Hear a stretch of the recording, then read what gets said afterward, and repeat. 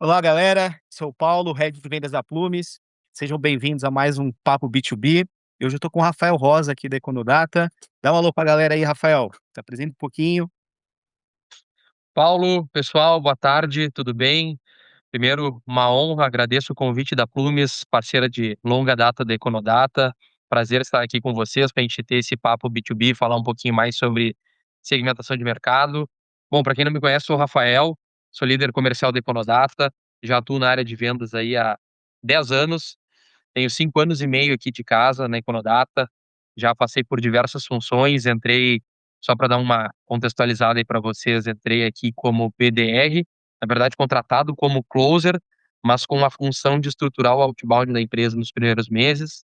Acabei, ao invés de depois fazendo essa transição indo para o time de closing, fiquei no outbound como líder de outbound, depois assumi o time de líder de pré-vendas inbound, e depois também o time de closing, e já aí há uns 2, 3 anos tenho aí integralizado toda a área comercial, então hoje faço a gestão do nosso time de pré-vendas inbound, time de outbound, time de closing também, e dos nossos canais parceiros. Então, um prazer aí, Paulo, conversar contigo e a gente trocar uma ideia pelos próximos minutos aí sobre vendas, que é um assunto que me interessa demais.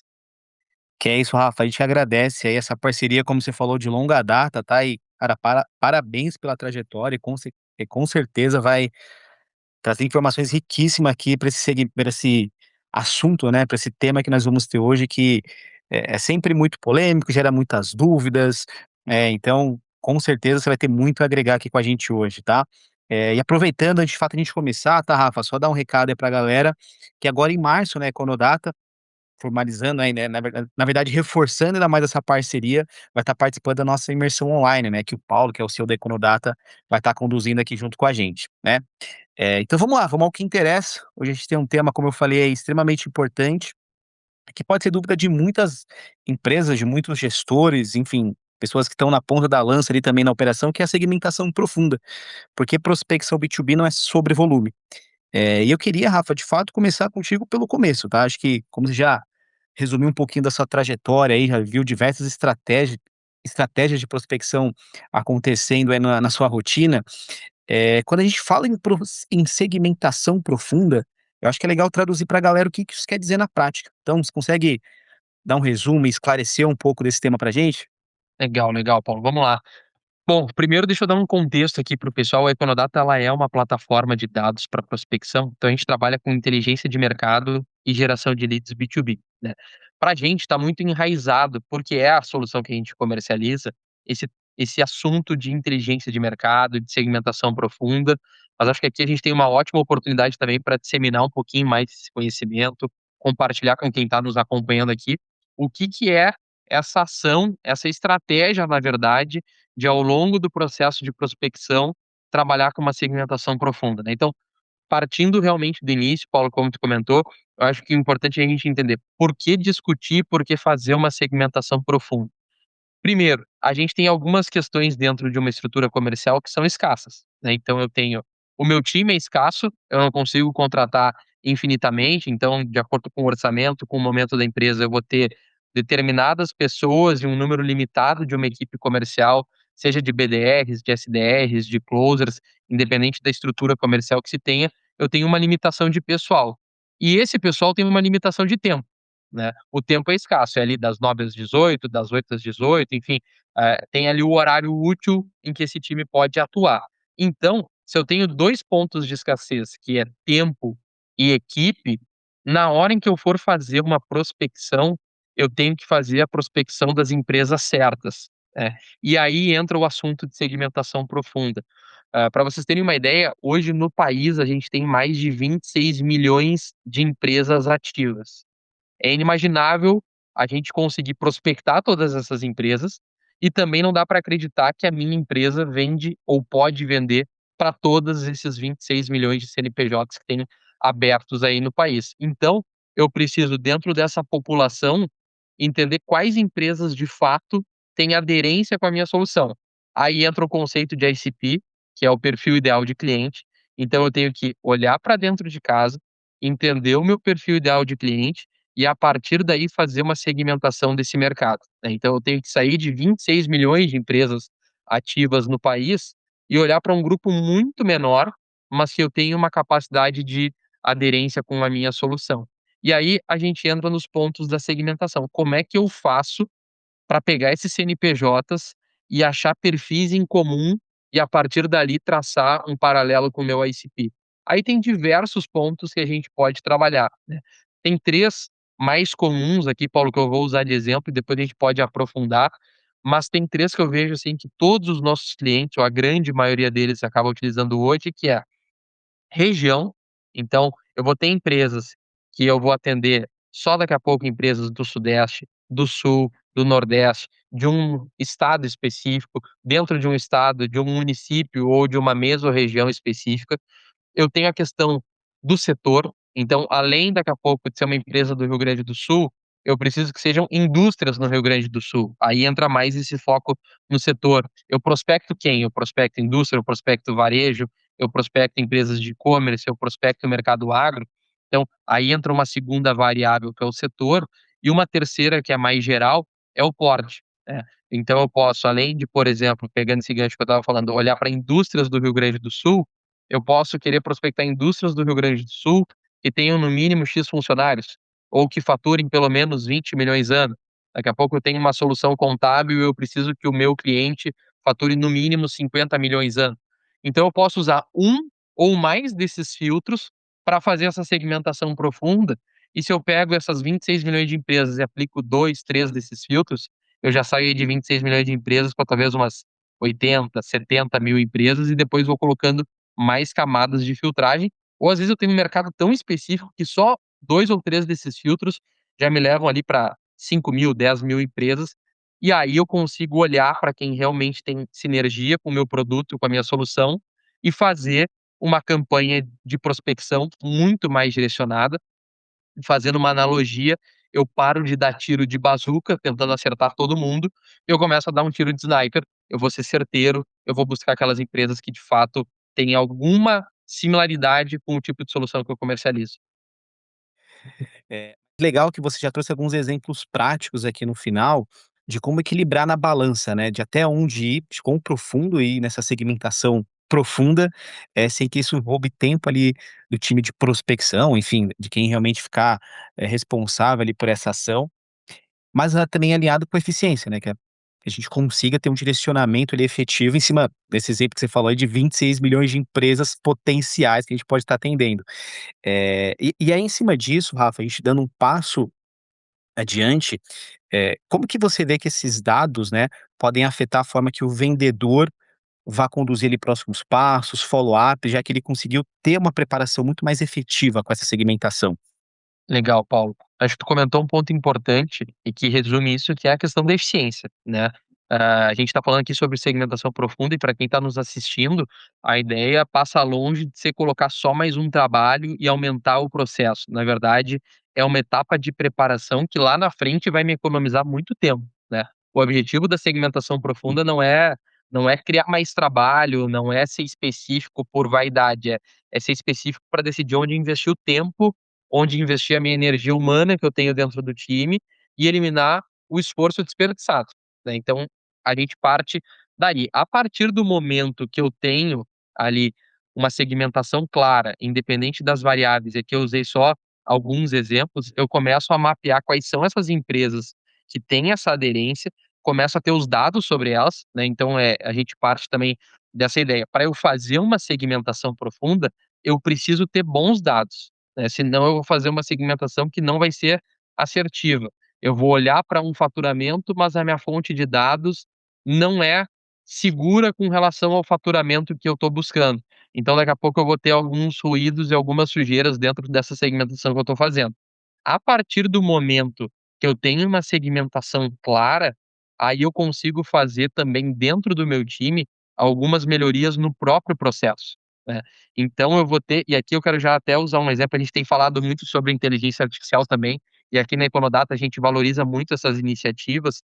O nosso time de marketing, que nos apoia bastante na geração de demanda, a gente tem utilizado inteligência artificial para dentro das nossas campanhas. A gente tem um parágrafo, a gente vai mandar lá um e-mail para o nosso lead, falando um pouco sobre a Econodata. Um desses parágrafos, ele é elaborado por meio de inteligência artificial com base no perfil daquela empresa. Então, se eu tiver ali, por exemplo, aqui na Econodata, 2 perfis que a gente atende com bastante frequência: indústrias e empresas de tecnologia. Só que são empresas, as 2, que prospectam B2B, mas elas têm maturidades comerciais diferentes, elas têm ciclos comerciais também diferentes e têm os seus próprios ICPs completamente diferentes. Então, são os 2 perfis são os nossos ICPs, a gente consegue trabalhar e atender muito bem esses 2 mercados, mas esses mercados têm formas de atuação comerciais muito distintas. Então, numa mesma semana, um lead de tecnologia e uma indústria vão ter perfis de e-mails recebidos da Econodata completamente diferentes, né. A gente vai falar sobre Econodata para os 2 mercados, mas um texto vai ser completamente diferente do outro, e um desses parágrafos, inclusive, é gerado por inteligência artificial. E a gente só consegue fazer isso com base em bons dados, tanto na segmentação quanto no próprio CRM. Se eu não tiver um CRM bem preenchido, não tiver um bom histórico, isso me gera mais dificuldade de fazer uma segmentação. Então, esse é um dos exemplos. Ainda nem chegamos no time comercial, no time que apoia o time comercial, que é o marketing na geração de demanda, eu já tenho esse ponto. Outro ponto, por exemplo, a gente pode, a partir disso, fazer clusterizações no time. Então, a partir do momento em que eu consigo ter uma segmentação profunda, eu posso especializar um vendedor para atender determinado mercado, seja determinado setor ou empresas de determinado porte. Eu posso clusterizar uma equipe por região, não é a realidade da Econodata hoje, mas eu já me deparei com muitos clientes que fazem isso, inclusive, clusterizam suas equipes comerciais por região. Então, quando eu tenho uma boa segmentação de mercado, eu consigo inclusive organizar o meu time comercial de uma forma muito mais inteligente para fazer essas abordagens e trazer mais eficiência no processo. Com isso, eu consigo especializar discurso. Então, se eu tiver daqui a pouco 2 mercados, como eu comentei aqui, indústrias e tecnologia, eu posso ter um closer dedicado para tecnologia e um para indústria. Cada um vai ter um discurso especializado que converte mais naquele mercado. E isso gera muito mais eficiência para o processo também. É, a gente vê muito disso também no nosso dia a dia aqui, né, essa clusterização e direcionar ali, realmente, a equipe de acordo com segmentos, regiões, porque tem particularidades tanto do segmento, da região, do perfil do cliente, então, a gente gosta muito disso também. E eu acho que tem uma dúvida que provavelmente a galera tá se perguntando agora, que é realmente uma visão de gestor, tá, Rafa? Como que eu posso começar a implementar esse tipo de segmentação aqui na minha operação e acho que é até legal dar uma visão aqui também para a galera, da sua experiência aí na Conodata, dos aprendizados que você viu na prática, né, de erros, de acerto, na hora de colocar em prática, de fato, essa estratégia. Legal, legal, Paulo. Acho que o primeiro ponto que eu quero trazer para quem está nos acompanhando aqui, na hora de fazer uma segmentação profunda, é, primeiro, olhem para dentro de casa. É, olhem para dentro de casa e observem os padrões dentro da carteira de clientes atual da empresa, né. Então, eu vejo muitas empresas, às vezes, quase que fazendo um chutômetro do seu ICP. Nada melhor do que olhar para sua carteira para, a partir dali, traçar o seu ICP, né. Então tem gestores que, às vezes, não entendem muito bem onde é que estão pisando, para quem eu vendo melhor, hã, qual tipo de mercado eu tenho um maior retorno de investimento, qual que eu tenho um ciclo de negociação mais curto, qual que me gera logos mais representativos para dentro do meu portfólio. Então primeiro, para fazer uma segmentação profunda, tem que ter clareza sobre o seu perfil ideal de cliente. Para ter uma clareza sobre o seu perfil ideal de cliente, é importante olhar para a carteira. Então, existe uma ação dentro do trabalho de inteligência de mercado que é calcular o que a gente chama de mercado semelhante ou lookalike, que talvez alguns já tenham escutado. O que que é isso?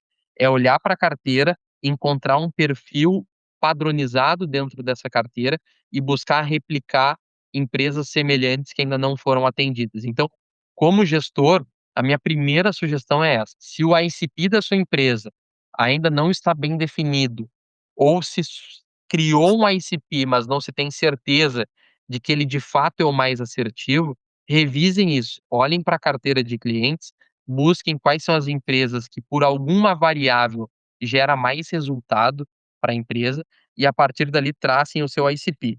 Traçado o ICP, aí é a hora de realmente fazer uma segmentação de mercado, né. Então criar ali alguns clusters que são de fato acionáveis, ter uma abordagem diferente para cada um, se houver mais de um cluster, entender qual mercado, por exemplo, converte mais. Então, a partir daí, a gente começa a ter um trabalho mais claro, né. Então, aqui, como eu comentei ali no início, além de gerir o time de pré-vendas inbound, eu também faço a gestão do time de outbound aqui na Econodata, que é um time que tem 2 características, o outbound na Econodata, porque nós somos uma plataforma para times de prospecção, né.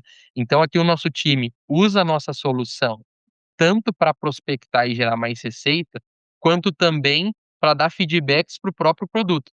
Então eu tenho BDRs que usam a plataforma, assim como os nossos clientes, e eles nos trazem sugestões de melhoria dentro da plataforma. E o meu papel como gestor é montar essas campanhas, né, eu monto as campanhas e direciono qual campanha naquela semana ou naquele mês o BDR específico vai atuar. Vamos olhar para indústrias de São Paulo, vamos olhar para empresas de tecnologia que estão contratando mais, vamos olhar para empresas que estão com um faturamento acima de X milhões, vamos olhar para empresas parecidas com as últimas com os últimos clientes que nós tivemos dentro de casa, dentro de algum contexto, e a partir dali eu dou direcionamento para o time. E explicar para o time o porquê que a gente está prospectando aquele mercado, né. E acho que o legal também é isso, a gente fazer essas clusterizações, pra como eu já falei anteriormente, a gente poder também especializar discurso. Ó, o PDR esse mês vai ficar o mês inteiro prospectando indústria, porque senão tem a questão do chaveamento de contexto, né, Paulo, hoje eu tô falando com uma indústria que é um mercado mais conservador, mais tradicional, que eu ainda preciso falar com o secretário, a secretária, para depois chegar no gestor, tem todo um passo a passo. E daqui a pouco eu vou para uma empresa de tecnologia que já é outro discurso, até eu mudar essa mentalidade, eu já perdi tempo. Então, especializar o time, nem que seja ali por determinados períodos, ó, 2, 3 meses ou 2, 3 semanas, olhando para esse mercado. Mede o resultado, tem espaço para prospectar mais empresas do mesmo perfil, se não tem, muda e vai para outra campanha, né. Então tem que testar rápido, aprender rápido também e a partir dali já dar algum direcionamento. Boa, Rafa. Se lembra de cabeça algum exemplo prático, de algum cliente aí que você participou do projeto na Econodata, eh, e que sentiu uma diferença real ali na abordagem de prospecção quando ele adotou essa estratégia? Sim, eu até quero trazer o nosso próprio caso, tá, acho que o Boa. nosso próprio caso é legal, porque como eu falei, a gente tem esse virou uma cultura da Econodata, a gente colocou até numa frase que é o comer da própria comida, né, então já que a gente Essa vem é de uma nova. função de prospecção, né, a gente tem que também prospectar. E aí a gente montou uma estrutura, a gente até, refez ali alguns processos do time de outbound, para realmente conseguir ter mais assertividade na prospecção. E o que a gente fez foi justamente isso, a gente pegou a nossa carteira de clientes, a gente colocou dentro da própria plataforma, no caso, e buscamos quais eram as empresas que a gente quais eram os setores, na verdade, que a gente mais tinha clientes dentro de casa. E daí saiu essa análise, junto com o nosso CRM, de que tem 3 setores que a gente tem mais capacidade de conversão, e que além de a gente vender mais, são os setores em que mais leads vêm até nós também, né. E também temos cases desses setores. Então, a gente uniu uma capacidade de olhar para a nossa carteira, ver que a gente tem mercados relevantes, que temos cases dentro desses mercados também, e usamos o gatilho de prova social, né. Então a gente montou discursos apropriados para cada setor. Então quando eu vou prospectar uma indústria, eu falo 2 ou 3 indústrias representativas do setor que são nossas clientes. A mesma coisa mercado de serviços, mercado de tecnologia. Então a indústria que está sendo prospectada por nós hoje, ela já recebe uma primeira abordagem e fica sabendo que a gente atende outras indústrias parecidas, né. E aí vem aquele medo de deixar para trás, né. Então se tem concorrentes ou empresas do meu mercado que já usam essa solução, deixa eu dar uma atenção para eles e pelo menos conversar. Então isso funcionou muito bem, sabe, Paulo, a gente conseguir olhar para nossa carteira de clientes, replicar empresas parecidas e prospectar essas empresas usando prova social, dizendo para elas que a gente já atende empresas do mesmo setor. E isso nos ajudou a aumentar a taxa de retorno e geração de oportunidades dentro desses mercados. Então a gente parou de simplesmente fazer filtros aleatórios e trabalhar com mercados que a gente achava que davam certo, e passamos a olhar realmente para aqueles que a gente sabia que dentro de casa já funcionava, inclusive pelo nosso inbound. Pô, animal esse case. Eh, e legal aquela frase que você comentou no início, eu já tinha escutado a ca "em casa de ferreiro, espeto é de aço", mas É a que isso. você utilizou no início, se encaixa muito melhor, então muito bom. E pra gente finalizar, Rafa, acho que uma última dúvida de um assunto que não tem mais como fugir, é que a gente sabe que tem muitas operações que tem ali uma operação de prospecção mais enxuta, ou às vezes não está tão madura, é algo mais embrionário ainda. E como que você e a Econodata enxerga de fato que a IA pode ser utilizada para apoiar esse tipo de operação, né? Eh, Legal. existe algum tipo de prompt, alguma estrutura, né, de prompt voltada para isso, alguma ferramenta que vocês recomendariam? Enfim, acho que é Sim. legal a gente ter essa visão para o pessoal também. Legal. A gente tem usado, como eu já comentei aqui, IA em muitos projetos. A gente está muito orientado ao uso da inteligência artificial para aumento de produtividade e para aumento também até de leitura de mercado em alguns pontos aqui dentro da operação. Tem o caso que eu já comentei, em que o marketing hoje, para ser mais assertivo nas nossas campanhas, usa IA para, com base no perfil daquela empresa, montar um parágrafo personalizado de acordo com o formato em que essa empresa atua. Tem uma outra realidade aqui também, a gente tem hoje 2 times de geração de demanda, o nosso time de marketing e o nosso time de site, que também apoia muito o time de pré-vendas na geração de demanda, que é o time responsável por entender o comportamento do nosso lead no nosso site, até o momento em que ele levanta a mão e pede um contato. Hoje o nosso time de site desenvolveu e nós temos um prompt que faz uma análise de todo o comportamento desse lead antes de ele levantar a mão, porque o que eu vejo é que muitas empresas acabam sabendo qual é a real intenção daquele lead só quando ele levanta a mão e vai fazer o primeiro contato. Hoje a gente tem uma inteligência por trás que faz uma análise do comportamento desse lead antes de levantar a mão, e essa análise já vai integrada ao CRM. Então, quando o meu SDR recebe um lead que levantou a mão agora às 3 da tarde, quando ele olhar no CRM que o Paulo da Plumes levantou a mão para a Econodata às 3 da tarde, vai vir um campo no CRM preenchido com toda a jornada dele até a levantada de mão. Então a gente consegue já ganhar mais eficiência. Então o time de pré-vendas, né, que aí a tua pergunta, times enxutos que daqui a pouco precisam ser produtivos, eu já consigo pegar esse lead, e já o meu primeiro gancho da pergunta já é com base no comportamento dele, então eu já vou muito mais direcionado, sabendo o que ele fez, né. "Paulo, eu vi que tu tá pesquisando dentro da Econodata sobre empresas de tecnologia, tu quer dar uma olhada um pouquinho mais nesse mercado, já conhece a Econodata", então a gente vai mais direcionado a isso também. E eu estava falando ainda dentro do assunto de segmentação de mercado, aqui na própria Econodata nós temos, dentro do meu time de closing, clusterizações. A gente tem uma clusterização que separa contas do SMB, são as contas pequenas e médias, desculpa, e temos as grandes contas, que tem uma executiva comercial separada que atende só essas grandes contas. Por muito tempo, Paulo, a gente separou essas variáveis só pelo tamanho da empresa. Então, acima de X funcionários, conta grande, abaixo de X funcionários, conta pequena ou média.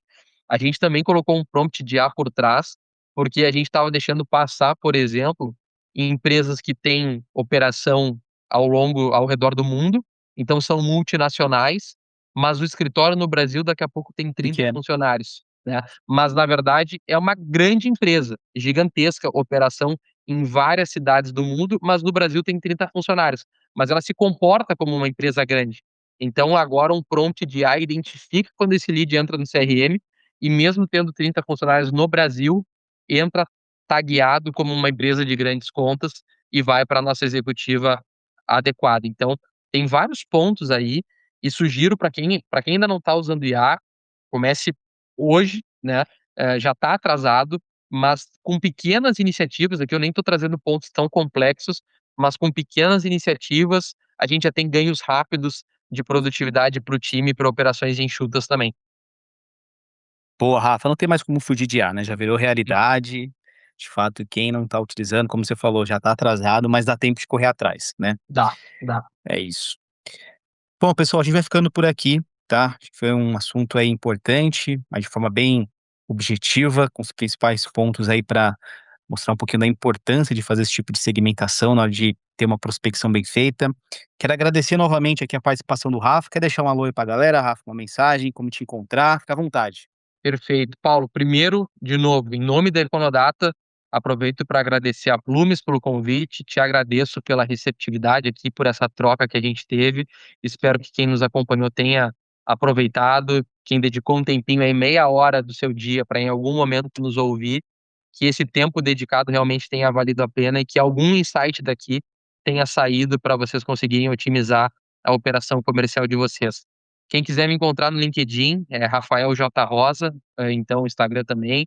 Tô à vontade ali, fiquem à vontade, na verdade, para me procurarem, para a gente compartilhar um pouco mais sobre esse assunto que me cativa já há tanto tempo e que para mim é um prazer poder ajudar empresas a venderem mais e melhor. Então, agradeço a Plumes pelo convite e fico à disposição tanto da Plumes quanto dos nossos ouvintes para a gente seguir trocando sobre esse assunto.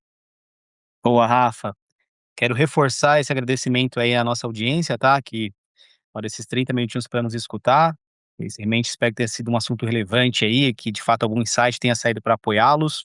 Reforço também um convite que a gente fez no início, né? Que a gente vai ter a imersão online B2B de prospecção agora em março, onde o CEO da Econodata vai estar participando conosco, inclusive.